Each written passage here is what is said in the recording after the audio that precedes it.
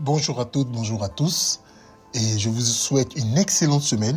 C'est PDG et bienvenue à PDG Live, votre podcast qui partage des tips, des techniques pour vous équiper professionnellement à atteindre vos objectifs.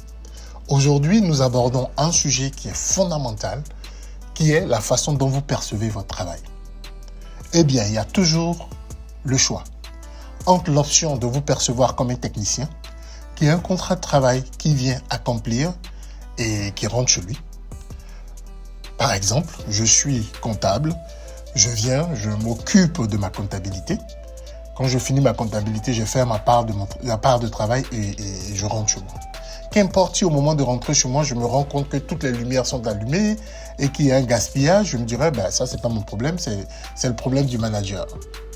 Le problème avec cette façon de penser que les choses ne sont pas votre problème, c'est qu'on oublie que la performance globale d'une entreprise n'est pas regardée de façon individuelle. À la fin de la journée, les coûts générés ou les pertes ou les bons résultats générés par la vente vont impacter le comptable. Et là, ça nous envoie à la deuxième façon de percevoir notre rôle et notre présence en entreprise. Oui, je suis un technicien. Oui, je suis un comptable dont l'objectif est d'aider l'entreprise à tenir sa comptabilité. Mais je suis également un peu plus que ça. Je suis membre de l'équipe. Je suis quelqu'un de qui on attend qu'il se sente également responsable de ce qui se passe autour de lui.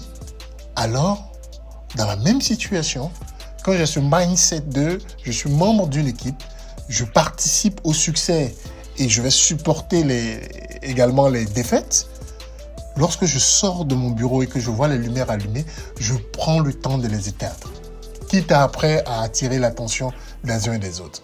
Quand je vois un collègue qui a besoin d'une aide, je ne dis pas « écoute, moi je suis comptable, c'est hors de ma zone de confort. » Alors je ne vais pas l'aider.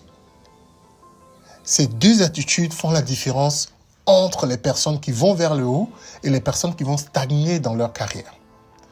Parce que la vérité, c'est qu'on a très vite fait le tour de notre métier. Qu'importe le métier. Après 3 ans, si vous êtes vraiment impliqué dans votre métier, vous aurez fait le tour. Alors qu'est-ce que vous souhaiterez? C'est d'aller vers le haut. Sauf que ne vont vers le haut que ceux qui comprennent que leur métier est plus large que la fonction qu'ils occupent. L'exemple existe et les exemples sont multiples. On a vu des financiers qui sont devenus directeurs généraux. On a vu des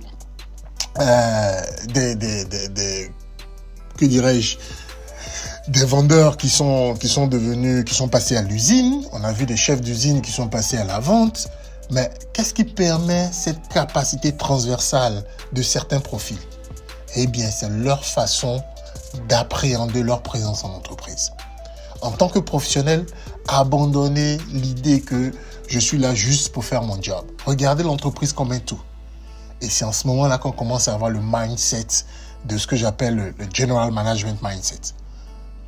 Parce qu'un directeur général, un CEO, il n'a pas un problème spécifique. Toute l'entreprise l'intéresse. L'entreprise étant comme un organisme. On ne peut pas dire que parce que le pied est malade et que moi je suis la main, ça ne m'intéresse pas. Eh bien, la maladie du pied va empêcher tout l'organisme d'avancer.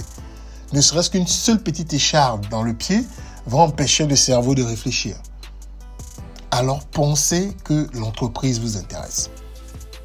Oui, on me dira, quand je commence à m'intéresser aux sujets qui ne sont pas dans mon domaine, j'aurai des gens qui vont me dire, c'est pas ta responsabilité. Oui, ce n'est pas ma responsabilité, c'est vrai, mais rien ne m'empêche d'apporter des idées. Bien entendu, le contexte et la façon et l'intention vont être déterminants dans la façon dont vos idées vont être acceptées. Il ne s'agit pas d'humilier l'autre, il s'agit de l'aider. Il ne s'agit pas de rentrer en conflit avec lui, il s'agit de lui apporter une perspective différente. Faites cela et vous verrez que votre empreinte sur l'activité sera considérable, sera remarquée et vous avancerez dans ce que j'appelle la shortlist des gens qu'on peut considérer pour être promus. Je me souviens de ce juriste à qui ils ont proposé d'aller à la vente parce qu'à chaque réunion de groupe, il arrivait à poser des questions, à diagnostiquer des problématiques de vente. Pourquoi? Parce qu'on oublie que ce juriste-là, en dehors d'être juriste au bureau, dans sa vie quotidienne, il a tenu des boutiques, il a fait de la vente. Donc, on a tous plus d'un talent dans notre besace, je dirais.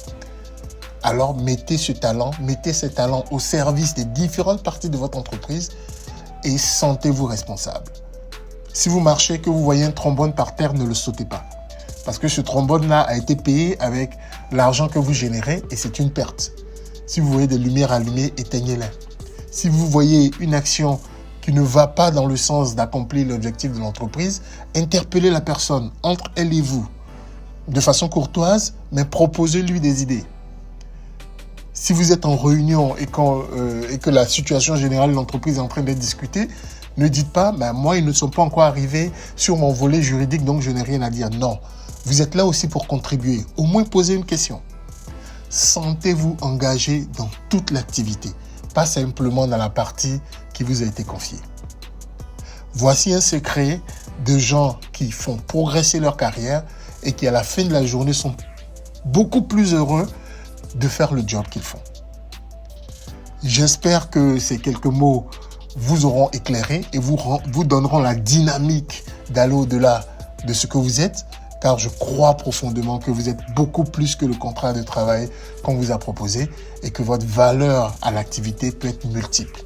À vous de saisir les opportunités, à vous de montrer que vous êtes un talent, à vous de montrer que vous êtes multitâche, à vous de montrer que vous avez une vision plus grande et plus profonde de ce que les uns et les autres pensent de vous. C'était PDG, à vous de jouer. Excellente semaine, excellente journée.